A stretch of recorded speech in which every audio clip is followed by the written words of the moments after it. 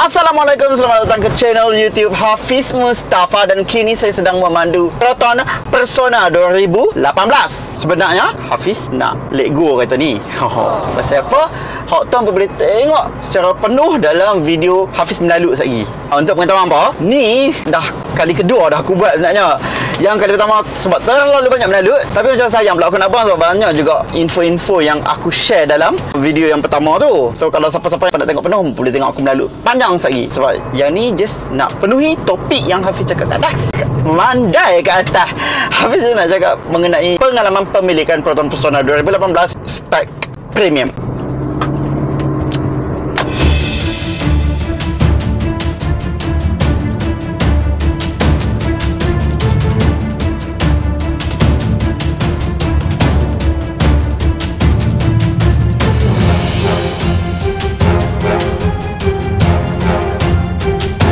Ini adalah kali pertama Hafiz buat review pasal kereta, dan bukanlah review sangat pun. Kalau review banyak dah orang buat review pasal kereta. Tapi ya, model 2016 tu memang banyak orang buat review. Tapi yang model 2018 punya cukup payah nak cari orang buat review untuk model yang 2018 ni. Sampai kan waktu Hafiz beli tu, Hafiz sendiri tak tahu yang Proton keluarkan model penambahbaikan ni. Untuk pengetahuan anda, Proton Persona VVT ni dikeluarkan pada tahun 2016 dan menggunakan enjin 1.6 4 silinder, dan pada penghujung 2017 Proton telah mengeluarkan model refinement, mungkin lebih selesa dipanggil model penambahbaikan. So dia orang buat penambahbaikan dari segi NVH, kemudian dia orang buat penambahbaikan dari segi talaan CVT yang memberi lebih kesedapan pemanduan. Ketiga, dia orang buat penambahbaikan dari segi Eco Drive Assist ataupun bantuan pemanduan ekonomi supaya memberikan kadar pemanduan anda yang jimat secara semasa. Pandai-pandai lah faham tak? Kemudian dari segi aksesori, rim yang berbeza untuk model premium dan juga display head unit. So kita akan mulakan dengan apa yang Hafiz tak suka dulu. Biasalah kita kena start dengan negatif dulu baru positif kan, supaya tutup dia tu positif. Gitu. So anjing. So anjing berbalik atau tak. Dan Hafiz juga kena buat disclaimer lah sikit kan. Pengalaman orang mungkin tak sama, berbeza pada kereta ke kereta. Biasalah, hati manusia pun lain-lain, apatah lagi buatan manusia ya. Dan cara pemanduan Hafiz memang agak laju. Sebab dulunya Hafiz memang on seal dan terkejap-kejap masa, dan memang kasar lah. Hari pertama je kereta ni keluar, kereta ni dah terbang bonggui. Yes, hari pertama. Dan itu bukanlah kali pertama dan kali terakhir. Ya, ia berulang-ulang lagi lepas tu. Tahap mana Hafiz bawa kasar? Dengan tiru. Nak cerita dia macam ni. Orang yang naik dengan Hafiz tu, yang mana sebelum ni tak pernah ingat Tuhan langsung, tiba-tiba nampak neraka. Macam itulah. Kalau macam perasaan-perasaan ada yang macam terobat tak mau naik dah dengan Hafiz pun ada. Okey. Bukanlah sengaja, tapi dia terbawa-bawa masa zaman dulu. Dari segi kilometer, orang panggil apa ni? Dari segi kilometer perjalanan kereta ni, selama 2 tahun lebih sikit dah berjalan hampir 80,000 km. Pada tahun pertama memang banyak jalan, 60,000 km lebih kurang. Tahun kedua 20,000 km hampir. Bagi pengubahsuaian pula, seperti yang anda lihat, tiada sebarang pengubahsuaian langsung kecuali tinted. Yang lain semua original. Tidak pernah mengalami sebarang kemalangan berat sepanjang pemilikan. Cuma kemalangan kecil, iaitu pokok yang jatuh hingga menyebabkan cermin belakang pecah. Servis pula semuanya dibuat di Service Center SC setiap 10,000 km, kecuali servis yang ke 70,000 km servis di bengkel luar. Untuk balancing dan alignment, sekali saja buat di SC, namun Hafiz memilih bengkel luar untuk buat balancing dan alignment sebab cara pemanduan Hafiz yang agak kasar menyebabkan Hafiz kena selalu melawat daya tayar. Selanjutnya berkaitan alignment dan balancing ni, Hafiz akan huraikan di bahagian apa yang Hafiz tidak suka mengenai kereta ini. Untuk kerosakan pula, selain berkenaan tayar yang Hafiz akan huraikan sebentar lagi, tiada sebarang kerosakan lain yang Hafiz perlu tanggung. Tak kira lah dari sudut wear and tear ke apa ke, bateri pun masih cemerlang walaupun dah lebih 2 tahun penggunaan kereta ini.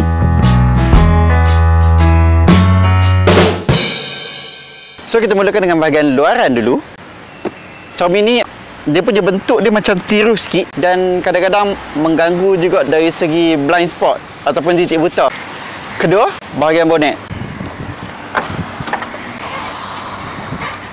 Tapi kalau tengok yang 2016 punya, ada juga yang komplain bonet dia mudah jatuh. Tapi yang ni taklah mudah sangat.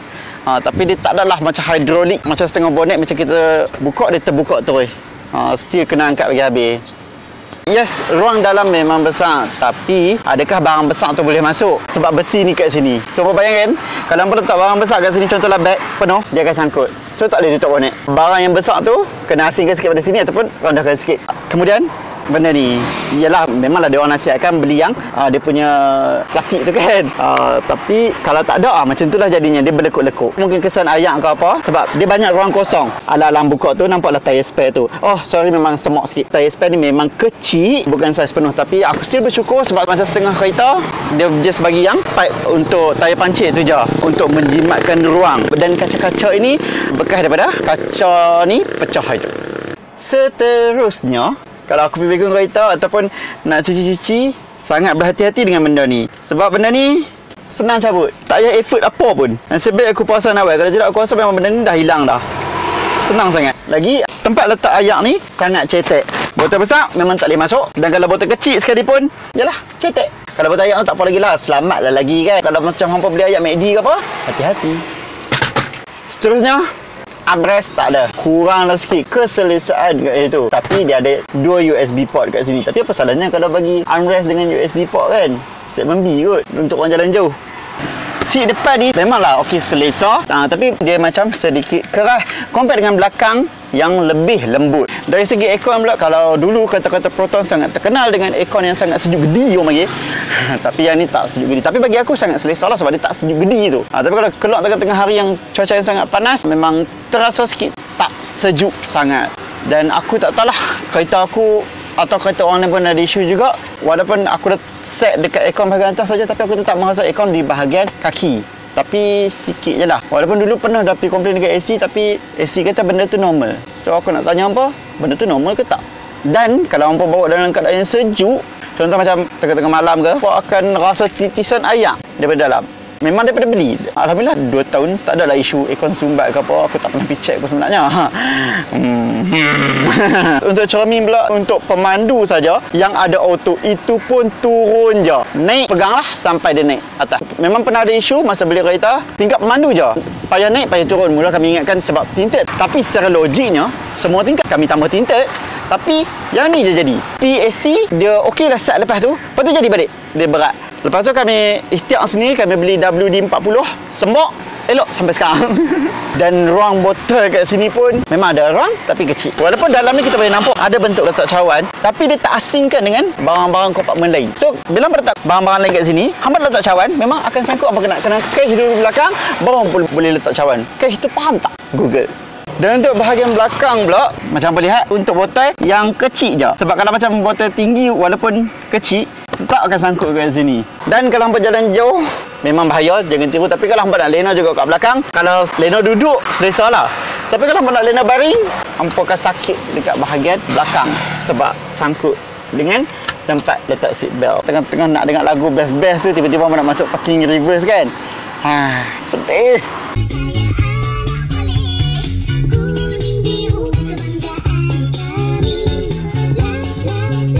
Dia terpadam tu lagu tu. Senyap tu at least senyap lah sikit kan untuk kita dengar sensor. Tapi ni dia pemati tu Dan bayangkan kalau hampa penat-penat cari dah, hampa dah set dah, simpan dah channel-channel radio kesukaan hampa, tiba-tiba ada tangan-tangan yang orang tak tahu apa tu scan tu, dia pergi tekan scan tu. Sebab butang tu memang sangat mudah disentuh. Hampa tahu ada butang scan tu apa, dia mula balik cari siaran-siaran radio. Aku sangat fed up benda tu. Sebab tu bila aku nak kereta je, aku akan connect Bluetooth daripada telefon. Lampu dalam kabin ni kan, yang lampu tu lah yang boleh menyala tutup bila buka pintu dia menyala tu kan. Tapi itulah ada kat tengah je lah, kat depan ni tak ada. Nak cari barang aku terpaksa buka handphone, suluh torchlight. Sekarang Hafiz nak cerita apa yang Hafiz tak suka dari aspek pemanduan. So daripada aspek pemanduan, satu, contoh kalau Pro 2 beza, kalau hampa turun handbrake tak habis, hampa jalan, dia akan ada bunyi menandakan yang handbrake hampa tak turun habis. Tapi yang ni tak ada. So hampa kena selalu alert tengok handbrake hampa turun habis atau tak. Untuk lampu, dia memang ada tulis auto kat sini. Tapi bukanlah auto yang hampa lalu kawasan gelap dia menyala, hampa lalu kawasan cerah dia tertutup. Tak, auto means dia menyala dan apabila hampa matikan enjin, dia akan terpadam. Ya, itu auto.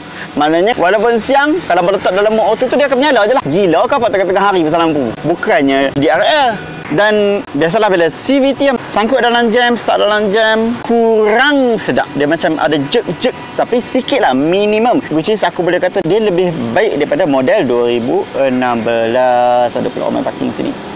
Isu seterusnya, isu mengenai tayar. Banyak kali dah tukar. Kita kena paku, kadang-kadang pecah tanpa tahu apa sebab dia. So memang banyak sangat. Mungkinlah disebabkan aku madu kasar, salah satu penyumbang faktor kepada tayar kena banyak kali tukar tu. Ataupun mungkin kualiti tayar yang aku beli tu lah. Aku pun bukanlah pandai sangat. So aku taklah nak salahkan produk iaitu kereta ni. Dan tayar yang baru keluar pada kedai tu, masa baru-baru beli dulu pun sangat-sangat bising. Atas highway tu aku bunyi macam tayar pun kena paku tau. Bising sangat. Aku sampai PAC tanya, kok ada masalah bearing ke? Bunyi sampai bingit macam tu kan. Dia orang putar-putar tayar tak bunyi apa pun.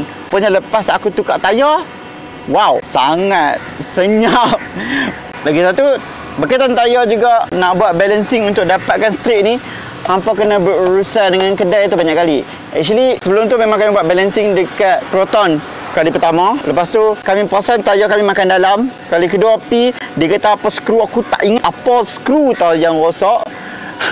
Yang tu benda lawak lah. Dia kata yang tu menyebabkan tayar aku makan dalam, yang berharga RM5. Aku kata clear lah warranty. Dia kata kalau claim warranty payah, so dia minta RM5 dia beli dekat kedai spare part. Setiap kali buat elemen mesti steering akan sengit. Tapi lepas tu aku pergi buat lah balancing dekat luar. Yes, memang susah untuk nak dapatkan. Aku tak pasti lah balancing atau elemen yang dia pergi straight terus. Dan steering pun dalam kedudukan yang tegak. Memang kedai tu kena buat test, bawa kereta, balik bengkel, adjust lagi. Memang banyak kali untuk dapatkan steering yang tegak dan kereta yang berjalan secara lurus di jalan yang benar. Tapi Hafiz rasa bukan Hafiz seorang yang mengalami masalah ni. Contoh macam projek roda pusing yang diorang beli Persona RQ tu, Hafiz akan share klip dia sekarang. Penjajaran roda yang tepat juga agak sukar dilakukan jika anda inginkan roda steering lurus, tegak, tepat seperti yang kami ingini. Terpaksa kami uruskan di bengkel luar kerana 2 kali tidak berjaya disempurnakan di pusat servis rasmi. So aku rasa tu saja benda yang aku tak suka pasal kereta ni, walaupun banyak juga. Tapi apa yang Hafiz boleh kata, dengan pemanduan Hafiz yang sangat kasar tu, selama 2 tahun Hafiz pakai kereta ni, tu je isu yang ada. So apa rasa berbaloi tak? Dan seterusnya kita akan pergi ke bab yang aku suka. Daripada segi design, ya, bagi aku nampak Continental. Design lampu kat depan ada tulisan Proton kat dalam tu, nampak sangat premium. Sport rim bagi aku sangat cantik. Kalau nak dibandingkan dengan model sebelum ni yang variant premium, Proton Persona. Bagi aku lah ya, personal, sebab design tu adalah subjektif. Seterusnya, kalau nampak ada cermin kat sini. Kat sini kan ada cermin sikit.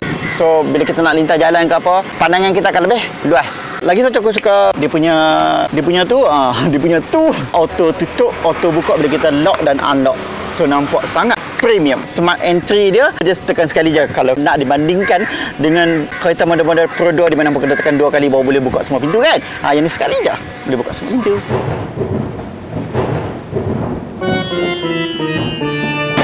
Yang kenapa tengok kat depan ada lampu spotlight dan kat belakang ada lampu kabus. Tolong ya, jangan on pada waktu yang salah. Tapi apa yang aku suka ialah, contoh kalau model Pro 2 beza, kita on spotlight, setiap masa on lampu pun dia akan automatic on spotlight kan. Yang ni tak. Kita kena buka sendiri setiap kali buka lampu. Maknanya kalau kita tutup lampu, kalau nak buka spotlight, bukan nak buka balik manual. Which is aku suka sebab tak membuatkan aku lupa untuk tutup spotlight.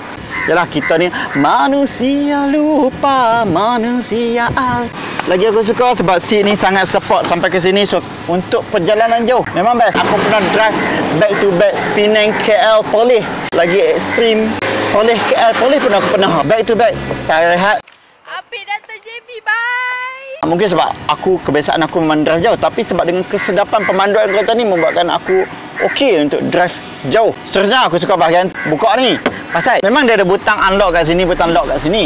Tapi kalau let's say aku jadi penumpang, kalau aku nak keluar, aku just buka 2 kali je. Ataupun kalau aku sebagai pemandu, just aku tarik sekali, dia akan unlock semua pintu. Sebab untuk pintu driver, just tarik sekali, dia akan unlock semua pintu. Dari segi keselamatan, kalau ada anak-anak kecil, mungkin kurang selesai. Sebab semua pintu boleh buka macam tu je. Apa tarik 2 kali, pintu dah boleh terbuka. So kalau macam aku yang dewasa bawa mak pak budak ataupun dewasa ni, aku lagi seronok. Kalau aku jadi penumpang, aku boleh keluar dengan cepat. Dan kalau aku jadi pemandu, aku tak nak susah nak tekan butang unlock. 3 slot USB, yes, sangat berguna. Bila kita jalan jauh, of course kita nak guna slot USB tu kan. Dan seterusnya, lampu yang boleh laras. Okeylah kalau macam lalu jalan yang gelap, hampa boleh tinggikan sikit. Dalam bandar untuk nak mengurangkan kesakitan mata orang tu, hampa boleh rendahkan sikit. So daripada segi practicality, nak keluar masuk memang sangat mudah. Untuk warga emas yang sakit-sakit lutut, tak ada masalah keluar masuk. Sama juga dengan budak-budak, sebab dia tak terlalu tinggi dan tak terlalu rendah. Macam apa tengok, duduk dan capai. Sistem audio mantap, dan bagi aku sistem audio dia lebih baik daripada kereta-kereta yang luar negara pada segmen ni. Selain itu, kamera undur yang terdapat pada kereta Proton Persona ni sangat jelas, okey, walaupun pada waktu malam. Dan yang bestnya, dia siap boleh adjust brightness dia sekali. Tapi Hafiz tak selalu pakai pun sebab kamera ni memang sangat jelas. Kecuali kalau hujan lah, kalau ada titisan hujan. Tapi kalau tak ada titisan hujan tu, walaupun hujan lebat, dia clear je. Malah Hafiz boleh kata ia lagi jelas daripada kereta-kereta saingan di segmen yang sama pada keluaran seperti H dan P. Untuk model 2016, antara hot issue yang dibincangkan dalam grup Proton Persona ialah dashboard bergegar. Untuk model 2017, alhamdulillah sampai lah, walaupun hari pertama kereta ni dah terbang atas bonggol pada kelajuan 80 km sejam, tak ada langsung bunyi-bunyi pelik walaupun bunyi absorber. Tak ada. Dari aspek pemanduan, ride and handling tak boleh dipertikaikan, memang sangat terbaik ya. Safety tak payah kata, sebab kata-kata Proton yang aku tak tahu lah start pada tahun berapa, tapi Proton Persona adalah termasuk dalam golongan tu yang menggunakan sistem chassis HPF, di mana ia lebih kukuh daripada chassis yang lain. So kalau hampa langgar babi ke, babi tu boleh mati. Tak adalah, ajal maut di tangan Tuhan. Tapi of course kita sebagai manusia, kita nak berusaha ke arah keselamatan yang paling maksimum yang kita boleh. Selebihnya kita berserah ya.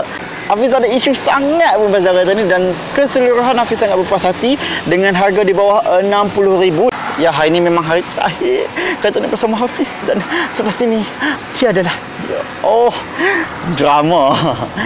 Memang lepas ni tak adalah. Hafiz dah beritahu dalam next video, hampa boleh tengok video tu kalau hampa nak tahu sebab dia. Dan Hafiz nak, bukanlah sebab Hafiz tak perhati ke apa, memang berat sangat untuk Hafiz nak lepas kereta ni. Dan sekali lagi Hafiz beritahu, review ni adalah berdasarkan kereta yang Hafiz pakai, dan setiap orang mengalami pengalaman yang berbeza. Mungkin Hafiz dapat unit yang sangat baik, dan mungkin ada yang kurang bernasib baik. So terima kasih kerana menonton. Kalau nak tengok video yang Hafiz rakam kali pertama tu, boleh tengok, sambung tengok lepas ni. Sekali lagi Hafiz minta maaf atas segala kekurangan, sebab Hafiz bukan pandai sangat pasal kereta, tapi memang Hafiz berminat nak buat konten pasal kereta, sebab Hafiz sangat minat memandu.